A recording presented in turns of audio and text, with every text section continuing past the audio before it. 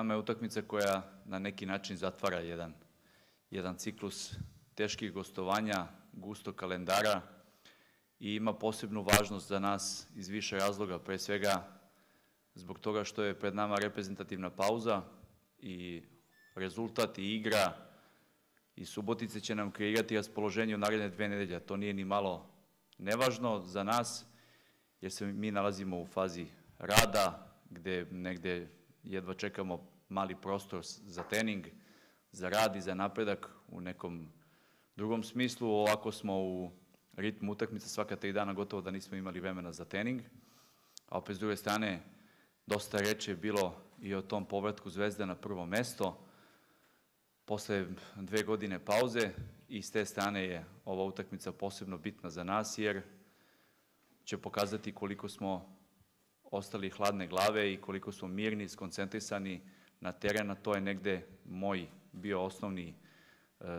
osnovna ideja, osnovni zadatak u pripremi ove utakmice protiv Spartaka, da se skoncentrišemo samo na teren, samo na sebe, samo na svoj zadatak, jer uz dužno poštovanje, naravno kao što to uvek i kažemo prema našem domaćinu koji je takođe u usponu forme i u jednom izuzetno pozitivnom periodu u posljednjih nekoliko kola, gde uzimaju bodove koji su im bili preko potrebni, kojih nije bilo na početku sezone, gde igraju dobro, gde se diže samopouzdanje. Dakle, uz sve to, uz dužno poštovanje, smatram da Zvezda mora da bude favorit, zato što je to nešto što Zvezda uvek jeste u svim domaćim utakmicama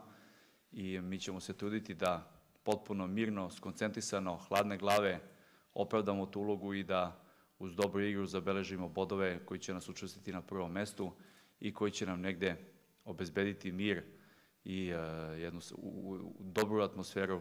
u toku pauze koja je pred nama. Što se zdravstvenog biltena tiče, Maksimović se vraća u pogon, juče je napravio jedan test na treningu koji je ohrabrujući, vraća se u grupu i sigurno će biti u konkurenciji za sastav. Očekujem jednu dosta tešku utakmicu, teško gostovanje. Prošle sezone smo izgubili tamo, tako da imam ogromnu želju da ovaj put pobedim. Naravno, očekujem i nadam se 3 boda. Mi smo igrači Crvene zvezde i ulazimo u svaku utakmicu da idemo na pobedu, tako da ne razmišljamo u drugom pravcu i siguran sam da ćemo to uspeti. Danas od 15 časova, polazak za Suboticu je u 17 i po završetku treninga imaćete prilike vidite spisak igrača koji izimo na vaša pitanja. Izvolite. Naravno da je lepše uvek igrati protiv ekipe koja želi da se